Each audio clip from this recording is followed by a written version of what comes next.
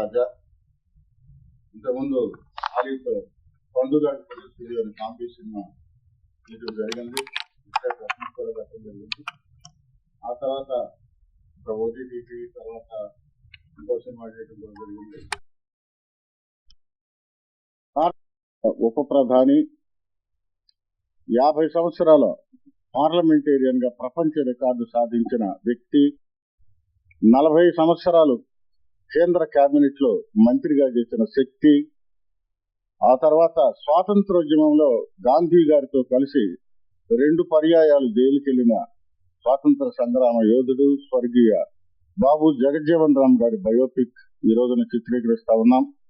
ఇప్పటికే దాదాపు 2 షెడ్యూల్స్ పూర్తవడం జరిగింది. ఈ సినిమా ఎందుకు అవసరం అంటే భావితరాలకి ఇది ఒక డిక్షనరీ లాంటిది. ఇతను కూడా జగజ్జీవన్ రామ్ గారు కూడా స్వాతంత్రోద్యమంలో ఉన్నాడనే విషయం చాలా మందికి తెలియదు.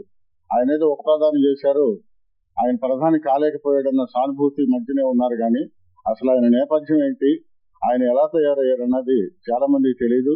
ప్రజలకు తెలియజేసే నిమిత్తమే ఆయన జీవిత చరిత్రను మేము ఈ రోజున బయటకు తీసుకొస్తా ఉన్నాం. బాబు జగజ్జీవన్ రామ్ గారి జీవితం ఎక్కడ బీహార్ లో చాంద్వాలో జరిగిన కథ ఇది, 100 ఏళ్ల క్రితం జరిగిన కథ ఇది. అందుకనే మేము చాలా కాలయాపన టైం కూడా పడుతుంది సినిమా తీయట. కారణం ఏంటంటే 100 ఏళ్ల క్రితం కరెంట్ లేదు, రోడ్డులు లేవు, బిల్డింగ్స్ లేవు. కాబట్టి అప్పటి సెట్టులను వేసుకుని అప్పటి పరిస్థితులకి అప్పటి న్యాచురాలిటీకి దగ్గరగా ఈ సినిమాని చిత్రీకరిస్తా ఉన్నాం. ఈ సినిమాలో జగజ్జీవన్ రామ్ గారి కూతురుగా మాజీ లోక్సభ స్పీకర్ మీరా కుమార్ గారు మీ అందరూ తెలుసు. ఆ పాత్రని ప్రస్తుతం ఇందులో ప్రముఖ నటి తాళ్ళూరి రామేశ్వరి గారు ఆ పాత్రను చేయటం జరిగింది. అలాగే జగజ్జీవన్ రామ్ గారి క్యారెక్టర్ ని ఒక మాజీ సైనికుడు, ఇది ఇట్స్ ఎ పెక్యులర్ పర్సనాలిటీ.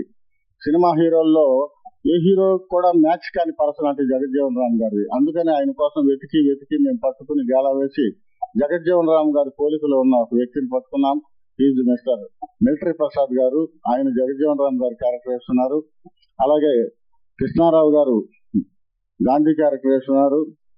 తర్వాత ఈ అమ్మాయి మౌనికా రెడ్డి, ఆ అమ్మాయి ఒక బ్రిటిష్ మేజర్ భార్య క్యారెక్టర్ చేస్తుంది. అంటే ఇండియన్స్ ని అతను సతాయిస్తుంటే అతనితో గొడవ పడి వెళ్ళిపోయే ఇండియన్ ఫేవరెట్ క్యారెక్టర్ ఇది. ఆ క్యారెక్టర్ అమ్మాయి చేస్తుంది. తర్వాత బస్టాప్ కోటేశ్వరరావు గారు ఒక క్యారెక్టర్ చేస్తున్నారు.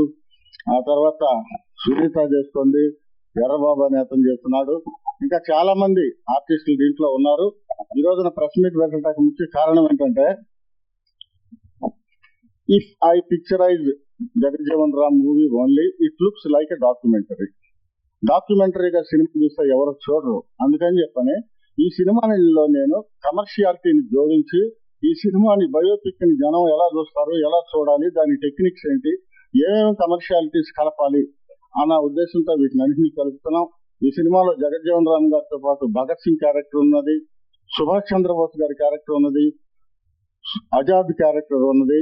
ఇలా ఎందుకంటే 1908లో జగజ్జీవన్ రామ్ గారు పుట్టారు, 1907లో సుభాష్ చంద్రబోస్ గారు, ఇట్లా వీళ్ళంతా ఒకే ఏజ్ గ్రూప్ వాళ్ళు. కాబట్టి అప్పుడు స్వాతంత్ర సంగ్రామంలో ఏం జరిగింది, వీళ్ళకి మధ్య జరిగిన సంఘటనలు ఏంటి, ఇవన్నీ కూడా నేను ఒక కమర్షియల్ ఆస్పెక్ట్ లో తీసుకుంటూ వస్తున్నాను. ఈ సినిమా కొంత నిర్మాణం జరిగింది. ఇక ముందు కూడా ఈ సినిమాని త్వరితగతిగా పూర్తి చేసి జూలై 6వ తారీఖున జగజ్జీవన్ రామ్ గారు వర్ధంతి, ఆ రోజున ఈ సినిమా రిలీజ్ చేస్తాం. తప్పనిసరిగా ఈ సినిమాని ప్రేక్షకులు ఆదరించాలని కోరుకుంటున్నా. ఎందుకంటే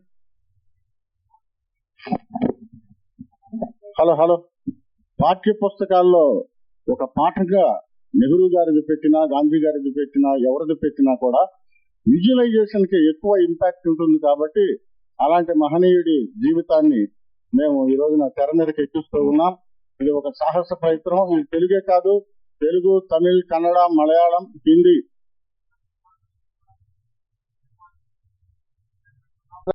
లో చాలా ప్రధాన అంశాలు ఉన్నాయి. ఒకటేంటంటే, ఆ రోజుల్లో ఎమర్జెన్సీని ఇందిరాగాంధీ గారు అనౌన్స్ చేసినప్పుడు ఎమర్జెన్సీని విభేదించి కాంగ్రెస్ గవర్నమెంట్ లో నుంచి బయటకు వచ్చారు. అన్ని అర్హతలు ఉండి కూడా ప్రధానమంత్రి కాలేని పరిస్థితి ఆ రోజున ఆయనకు వచ్చింది. అయితే మోస్ట్ సీనియర్ పార్లమెంటేరియన్ గా చాలా శాఖల మీద పట్టు ఉన్న వ్యక్తిగా ఆయన సేవలు చాలా గొప్పవి.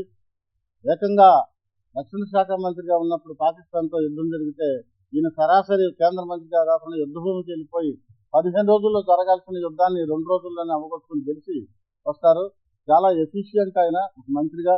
తర్వాత అనేక సంస్కరణలు ఒకే రోజున 5,000 పోస్ట్ ఆఫీసులు ఆయన పెట్టించడం జరిగింది. ఒకే రోజున కమ్యూనికేషన్ మంత్రిగా ఉన్నప్పుడు రోడ్లు వేయించడం జరిగింది. ఆయన గురించి చెప్తే అది సినిమా చూడాల్సిందే. కాబట్టి ఒక జగజ్జీవన్ రామ్ గారంటే ఆయన ఒక వ్యక్తే కాదు, ఒక స్వాతంత్ర సంగ్రామ యోధుడు. ఆయన యువనాయకుడిగా ఉన్న బ్రిటిష్ కాలంలోనే తను సొంతంగా లేబర్స్ పార్టీ అని పెట్టి 14 మంది సొంత ఎమ్మెల్యేలను బ్రిటిష్ వాళ్ళతో పని లేకుండా గెలిపించుకున్నాడు ఆయన. ఆ రోజు బ్రిటిష్ వాళ్ళు మేము మంత్రిస్తాం రా, నువ్వు నా దగ్గరికి రా నా వెళ్లకుండా జగజ్జీవన్ రామ్ గారి సొంత ఆ లేబర్ పార్టీ తరఫున 14 మందిని ఎమ్మెల్యేలను గెలిపించుకున్నారు. తర్వాత సుభాష్ చంద్రబోస్ గారి ప్రభావంతో స్వతంత్రోద్యమంలోనికి వచ్చి 2 సార్లు మహాత్మా గాంధీ గారితో కలిసి జైలుకి వెళ్తారు. ఆ జైలు నుంచి వచ్చినాక స్వతంత్రం వస్తుంది. ఆ తర్వాత జరిగిన విషయాలన్నీ మీకు తెలుసు. కాబట్టి ఇది 100 సంవత్సరాల క్రితం కథ కాబట్టి ఇలాంటి సినిమాలు తీయడానికి కొంత సమయం పడుతుంది. జూలై 6వ తారీఖున ఆయన వర్ధంతి సందర్భంగా మేము సినిమాని రిలీజ్ చేస్తాం.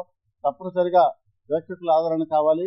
నేను ఒక్క మాట అంటున్నా ఏంటంటే, ఇది ఒక డాక్యుమెంటరీ లాగానో బయోపిక్ లాగానో మేము తీయటం లేదు. I'm giving that assurity.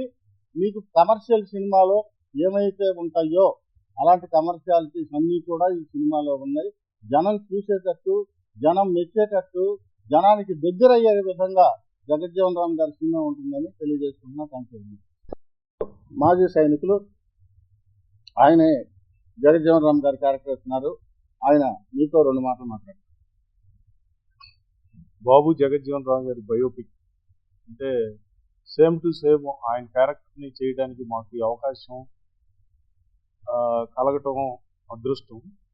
Number 2, ప్రపంచ ప్రఖ్యాతిగాంచిన ఒక పొలిటీషియన్ లీడర్లో ఒక పెద్ద లీడర్గా భారతదేశంలో సేవలు అందించి మనకు ఎంతో మేలు చేసిన వ్యక్తి క్యారెక్టర్ చేయడం మా అదృష్టంగా భావించి మా వల్ల సాధ్యమైనంత వరకు ఈ క్యారెక్టర్కు పూర్తి న్యాయం చేస్తానని చెప్పి తెలియజేస్తాను. ఇచ్చేసిన మిత్రులందరికీ నమస్సు.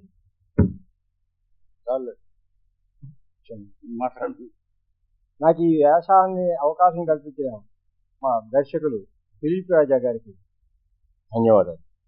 తులికిన నమస్కారం. నేను మౌనిక రెడ్డి. ఈ మూవీలో చేయడం చాలా హ్యాపీగా ఉంది. భారత చరిత్రలో జగజ్జీవన్ రామ్కి ఒక ప్రత్యేక స్థానం ఉంది. సో ఈ మూవీలో నాకు ఆ క్యారెక్టర్ రావడం అదృష్టంగా భావిస్తున్నా. నాకు ఈ ఛాన్స్ ఇచ్చిన డైరెక్టర్ దిలీప్ రాజా గారికి thank you so much. Thank you everyone. అందరికీ నమస్కారం. I'm Kavya Keerthi. Firstly, thank you so much for coming you all and supporting the film. Today I am feeling so glad to be here. Babu Jagjeevan Ramji Gari biopic, one of the mainly చేసినందుకు I am feeling so blessed and grateful. నాకు ఈ అవకాశం ఇచ్చిన director Dileep Raja గారికి చాలా చాలా thanks. ఈ మూవీలో వర్క్ చేసిన ప్రతి ఒక్కరికి మంచి నేమ్ రావాలి అని కోరుకుంటున్నాను. And I wish you good luck to everyone in that team. Thank you. సోదరులకు ఫస్ట్ ఆఫ్ కోటేశ్వర నమస్కారాలు. నిజానికి జగజ్జీవన్ రామ్ గారి గురించి నాకు ఇంతవరకు ఏమీ తెలియదు. నిజంగా ఇది అవసరం. ఎందుకంటే అలాంటి మహానాయకుడిని నలుగురికి తెలియజేయటటువంటి ఒక గొప్ప ప్రయోగం ఇది. ఈ ప్రయోగం చేయడానికి ఆయన సాహసించి ముందుకొచ్చినట్టు దిలీప్ రాజు గారికి నా హృదయపూర్వక ధన్యవాదాలు తెలియజేసుకున్నాను. ఎందుకంటే ఇది ఒక సాహసం. సావిత్రి మహానటి సినిమా చేసినప్పుడు మహానటి మహానటి మహానటి అని ఏదో కొంతమంది అనుకున్నారు ప్రేక్షకులు.